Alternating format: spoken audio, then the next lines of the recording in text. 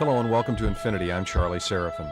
For the next half hour, we're going to be exploring the idea of a spiritual life and how to pursue it. Our guest is Mrs. Irina Tweedie.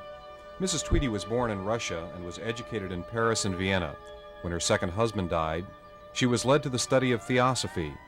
Later on, she traveled to India, where she met a Sufi master who was to become her teacher.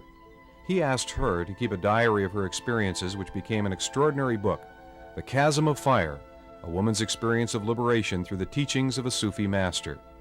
Near the end of our program, Mrs. Tweedie will be teaching us a method of meditation. Mrs. Tweedie, what is a Sufi? A Sufi is someone who follows the Sufi path. Sufism is neither religion nor it is a philosophy. It is a way of life and a way of self-realization. Anyone can be a Sufi. There are Christian Sufis, there are Hindu Sufis, there are Muslim Sufis. Can you tell us more specifically about Sufism? Anyone can be it, but what kind of a spiritual path is it? Well, our teacher told us that Sufism is certainly not Islamic mysticism. It is very much older than that. There was a time when, and they say it was very far back, even before the time of the Vedas, where there was a sect which was called the blanket wearers, in Persian Kamal Posh. They were the Brotherhood of Purity. Saf means pure in Arabic. And they were going from country to country in search of truth. Whoever told the truth was important to them, but not the one who told the truth, but what the truth was. There are so many paths to enlightenment. How does one know how to choose which guru to study with in India? There are many gurus, and there are many approaches. Well, I don't think one can. It is a question of trial and error. I was seeking for many, many years, till one day, by chance, but I do not believe in chance, I found my teacher. There is a special recognition when you meet the teacher. At the beginning of my book, I stated very clearly, when I met him, something in me stood up and saluted. I was in the presence of a very, very, very great being. It wasn't me which saluted him, it was just ordinary, polite greeting, like we do with everyone whom we meet for the first time. But there was a special kind of feeling, a feeling of meaning, that I am at a milestone of my life. I cannot say it better. That's how it was. With so many thoughts going through a person's head, if the ultimate goal is to pursue truth and to find that truth, how do you recognize it? Truth is absolute and one. On the level of the mind, there can be no truth, and I don't think we can recognize it. The very fact that I am different from you speaking to me now shows that neither you nor I, we can have or feel or speak the truth. Being us, different entities, you will see it from one direction, from your opinion, and I from my direction, from my opinion. So how can that be truth? Truth is one, absolute and undivided. And that cannot be known on the level of the mind, because the mind divides constantly. And we only understand by division. We can only understand by comparison. Truth can be compared, neither can it be divided. It can be only known in deep meditation, in superconscious states. I avoid deliberately the word samadhi. It has been so much abused. I call it superconscious state, where there is no mind. And the experiences from the level, or rather the space of this state of consciousness, one the memory can one bring only very incompletely into the mind. It's like St. Paul said, to see in the glass darkly. One of the nice things about this program is that I am afforded one dumb question every program, and here it comes. If you can't know truth, you can't explain it in words, you can't consciously bring it to mind, does it have a practical application in everyday life? You can't live in a meditative state all the time. Sometimes you must be awake and walk and talk and eat and breathe. So what relevance, to use a much abused word, does truth have in your waking state? That is a $64,000 question. That is very difficult to say. You can bring truth in from your heart, because truth is experienced through the heart, not through the mind, into your waking consciousness. Little by little, the mind will be trained by itself to get something back from this state of deep meditation. What I personally have found, and I can only speak personally, because I have access only to my heart, is that life becomes immensely richer. It is as if you would live on different levels of being. There is this life, our everyday life, our duties. We go to the office, or we do our housework. We have children, or we have not. It depends on our life. And then there is another level of consciousness, of absolute bliss, of absolute glory. And the deeper we merge into this state in meditation, the richer our life becomes. It is really living, like Sufis say, we are soldiers of the two worlds, the world of the spirit and the world of matter. As children, we naturally seek love and affection.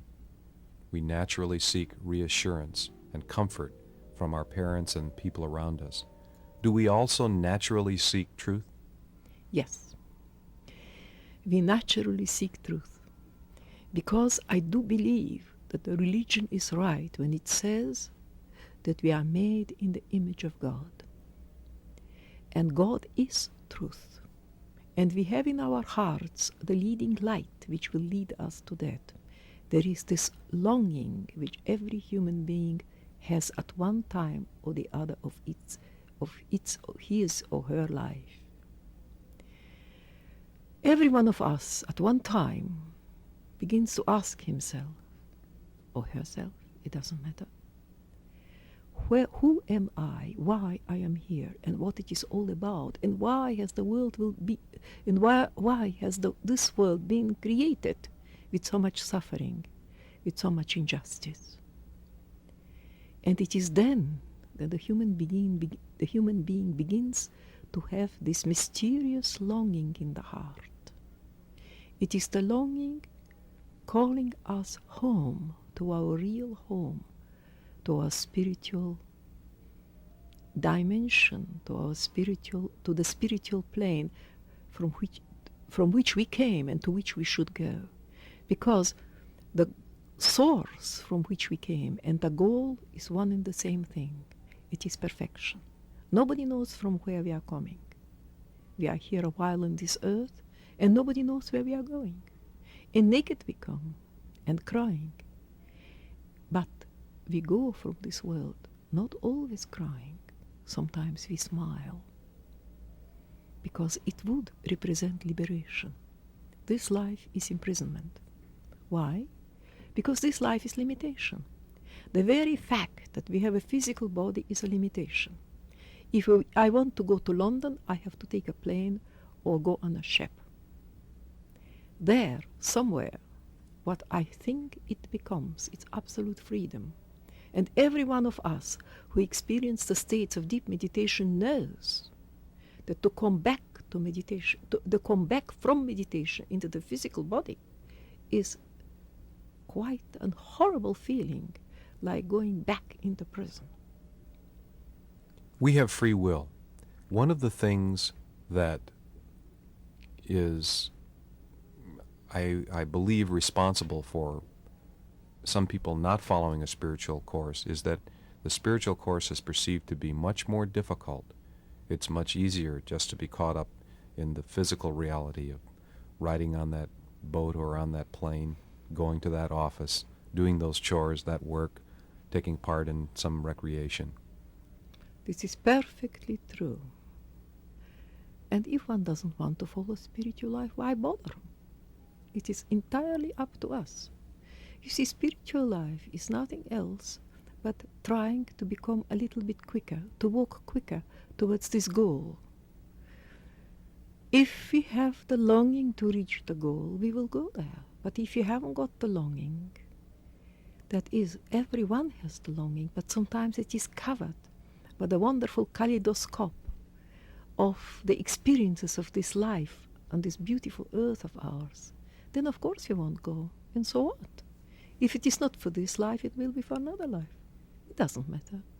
We are eternal, we are immortal, we are ancient, and we are without beginning and without end. We are spirits. Human beings are spirits. What happens to that something inside of us, that spark of specialness, that soul, for those who do not pursue a spiritual path? If there is no growth, does it just wait in limbo until another life? We do not know how much free will we have. The personality, which is composed of the physical body, the mind, and our feelings or emotions, the lower personality, which the Sufi calls nafs, or the little self, that gets constantly telexes or messages from the higher self. And we do not really know how much our higher self influences us. Constantly, the higher self, tries to go back to this origin. It is part of the infinite life of God. And it came into this life, that is, it acquired a body in order to have special experiences. Eventually, all matter, which is nothing else but crystallized spirit, will become spirit again at the end of the manifestation. This is not only the belief of the Sufis, but it's also the Vedanta, and I think also the Buddhism says something similar. So you see, the personality is constantly influenced by something within you, which is just the ray of the spiritual sun, the infinite light. And I personally don't think that we have very much free will. We are constantly influenced by that. Does that suggest that this life that we live is an illusion? That there isn't a physical reality?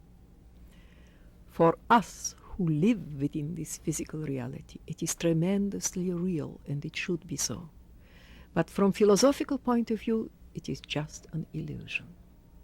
You see, we see only one part, one little facet of the whole of creation. We must imagine the whole of creation is like a diamond. We see only one small facet of it, and we say, oh, the world is in a dreadful mess, the world is horrible, and this and that and the other happens. But the infinite, who is God, sees the whole lot of the diamond. And the Sufis believe that nothing can come and happen in this life without the will of God. So if God wants to destroy something, he will give it in the wrong hands, and it will be destroyed. We human beings, we will destroy it. But ultimately, it is just the will of God. So we say, the world is a wonderful place to be. It is beautiful. It is just as it should be, and there is nothing wrong with it. I am an incorrigible optimist. I believe profoundly in that. Do I have a responsibility for myself? And if I do I also have a responsibility for my brother? Yes, absolutely so. It is in the teaching of Jesus, and it is in the teaching of every great religion and every philosophy. We are responsible for ourselves. We are responsible for our environment, very much so. And above all, we are responsible for our brothers and sisters, which is the other parts of humanity. To what extent am I responsible? A moment ago you spoke about those people who do not choose a spiritual path, and for them that's what was meant to be. That's their course. Well, our teacher used to say, people walk in the street, they don't belong to me. I am not the Lord of the world. I am responsible only for what is around me, for my environment. If I can help, I will. If I can't, I can't. Somebody one day came to Lord Buddha and said to him, why should I care about the hungry children in Bihar? Bihar is one province in India, just under the Himalayas in the north, where there is mostly famine nearly all the time. And for one reason or the other, there is hunger. And the Lord Buddha answered, yes, you are responsible. And you should help the poor children who die in Bihar. Because how do you know, if it is not their karma, that they should be helped by you? Karma is the law of cause and effect. If I stretch out my hand and touch the table, the cause is to stretch out the hand. The effect is to touch the table. So whatever we do in life creates a certain effect, and that is called karma, the law of cause and effect.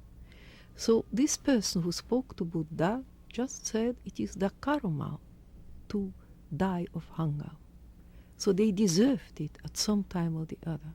And Lord Buddha answered, how do you know if you don't deserve to be helped by you? So you see how it works. We must help, we must try to do our best to help everybody. I have a quotation here. I think it is Rabindranath Tagore who said, anyone who touched, however so gentle, with the tip of his fingers, the hem of the garment of truth, for this person there is nothing else in life but to tell others who they are. We are wonderful beings of light. We are not just this physical body. We are, as I mentioned before, immortal. I do not believe that we are children of sin. We are children of light. Sin is only ignorance. That's really all. Is there a danger in karma that this person represented with the Lord Buddha to try to outthink what karma is, to try to suggest that things are happening for a particular reason, when there really is no way to verify that one way or the other? No, it cannot be verified. It's a question of belief. It's a question of belief at the beginning, but once you go in deep meditation, then you know. Then it's direct knowledge how that works. But unfortunately, it doesn't work how we imagine it. Now, for instance, people say, if I blinded somebody in this life, I will be blind in next life. This is absolute nonsense. Karma is a school of learning, is a field of experience. If I am blind, I needed to be blind to acquire certain experiences. I remember when there was this case of polydomide children being born without limbs. One day somebody told me, now what is this? Where is the justice of God that such thing should happen? You see, God, or infinite truth, is completely beyond justice or injustice.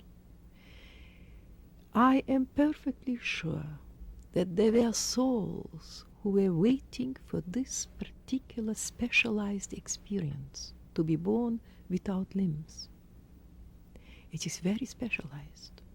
As one day all the matter will become spirit, and everything will bring its own experiences to the infinite life,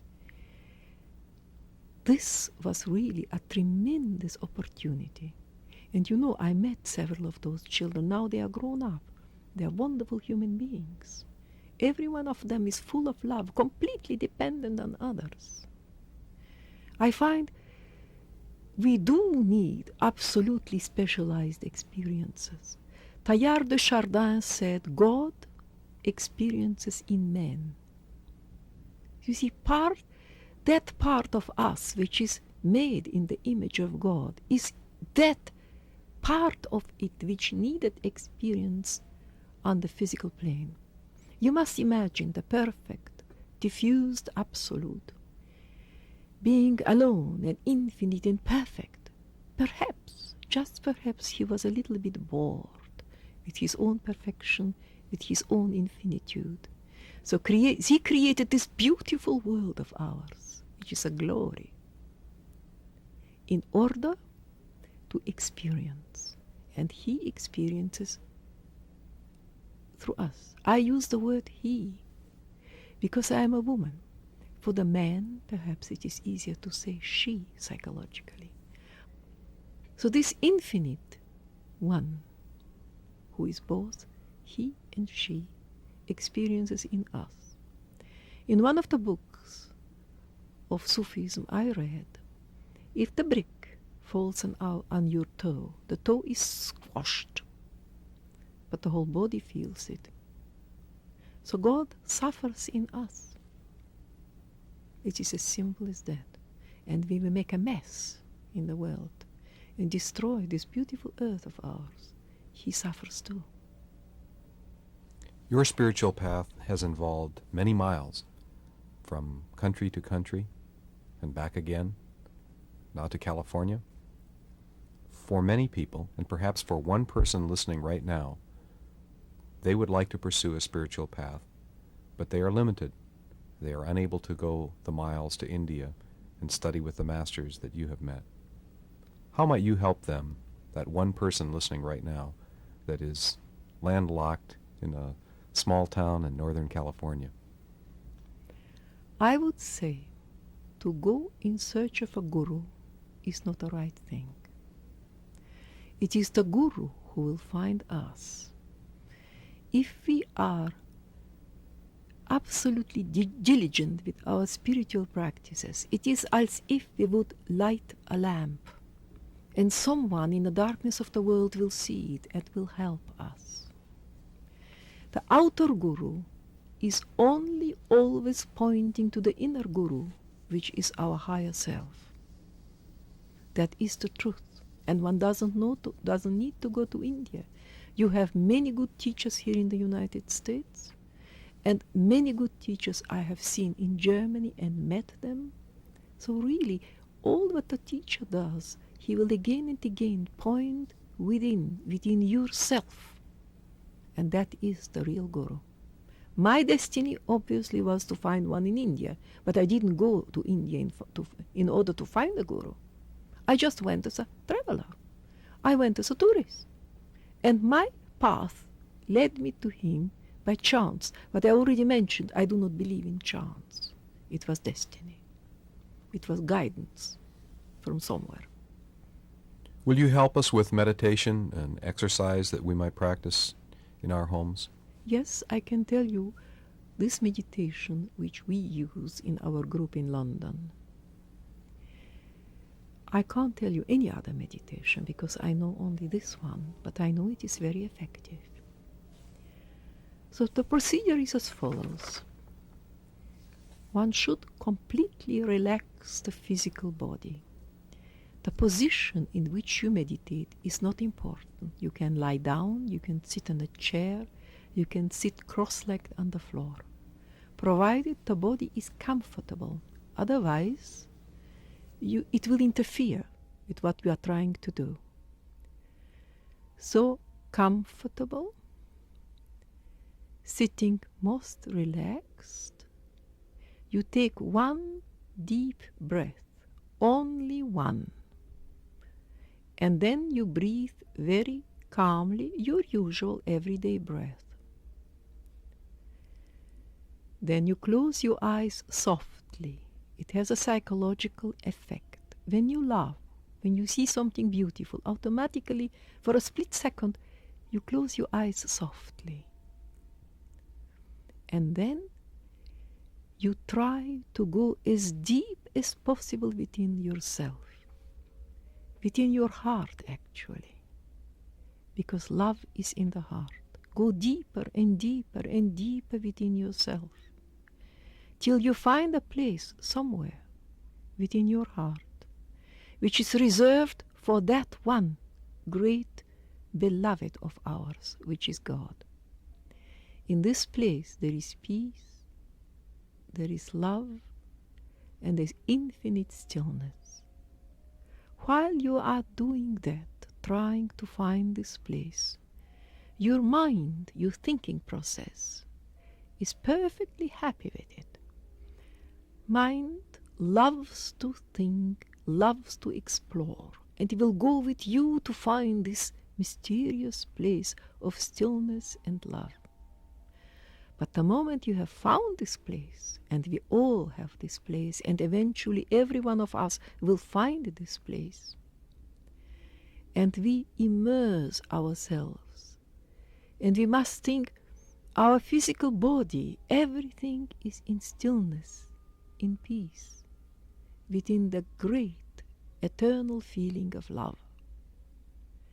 But once the mind notices that we are doing nothing, just relaxing in it, it begins to produce thoughts, all sort of extraneous thoughts. I mustn't forget to do that tomorrow, or memory will come in. What have I been doing today? Or I mustn't forget what I have to do, this or that or the other. Now please, every thought, great or small, imagine you get hold of it and drown it in the feeling of love. Just drown it. It must disappear. And there must be nothing, a darkness before your closed eyes. That's all really. And keep doing it. This is the exercise in willpower, and it is also a spiritual practice. Is it better to meditate alone or with a group? It's a question of taste. For some people it is easier to meditate in group. For some people it is easier to meditate alone. And actually there are no rules. I think it depends on us. I think this is a business question. What's the bottom line? What might we hope to attain through the practice of meditation? I don't think we should meditate in order to attain something. Meditation and spiritual life is a state of being. We do it because it becomes part of our life, because it makes us happy, relaxed, and really very much more successful in life.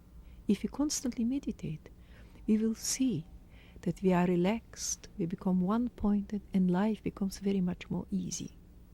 But the ultimate attainment is really it is our future. We are spiritual beings. We do not know where we go in this life, but being spiritual beings, it is better to think of the beyond. So meditation will prepare us. And one day will come when we, in this life, during the meditation, we become to know that there is no such thing as death. And the fear of death will go absolutely. We are not afraid anymore to die, because there is no such thing as death. There is only the change of consciousness.